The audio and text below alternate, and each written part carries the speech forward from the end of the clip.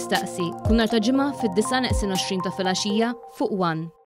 Il-kap nazzjonalista Bernard Grech qed jammetti li huwa mmexxi mill-Aqda Repubblika. L-ewwel jitkellmu ta' Repubblika u l-esponenti tagħhom jissiġilla hu il-President Onorarju ta' Repubblika, id-Deputat Nazzjonalista Kerol Aquilina, imbagħad isegwi l-istruzzjonijiet il-kap Bernard Grech li tpoġġa minnhom fil-kariga.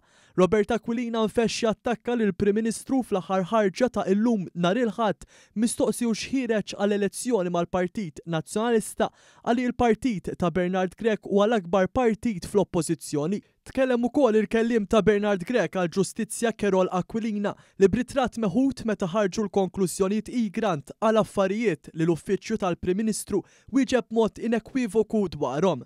Kerol Aquilina għalli hemm anke xi ħadd qassa 24 siegħa ma' rapport ta' inkjesta li skontu qed jinżamm f'uffiċċju f'Kastilja. It-tweġiba mill-Uffiċċju tal-Prim Ministru kienet ċara u filwaqt li notat li l-Partit Nazzjonalista qed jagħmel kampanja elettorali oħra bbażata fuq gimmicks u invenzjonijiet qalet li Kerol Aquilina huwa giddieb u figura parti minn establishment li ilu snin u xhur jindika li jafx fiha l-inkjesta.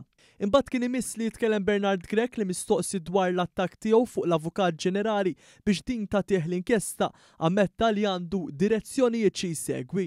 Għandna timeline napprezza u tapprezza illi dak it-timeline aħna ser insegwuh skont id-direzzjonijiet u skont ukoll il-prioritajiet li aħna jkollna. Mistoqsi dwar leaks li kien hemm fl-aħħar sentejn minn inkjesta li kienet għadha ma ġietx konkluża, Bernard Grech ħarab milli jwieġeb dwar dawn il-leaks ta' inkjesta mmexxija mill-Maġistrat Gabriella Vella saħansitra kien hemm proċeduri fil-qorti wara li anke l-istess maġistrat ma rriditx tirrikuża ruħha kemm wara kummenti li qalu qrabata u anke minħabba dawn l-istess leaks dwar ix-xogħol fl-inkjesta Robert Aquilina ta' Repubblika kienet ikun fuq il-post.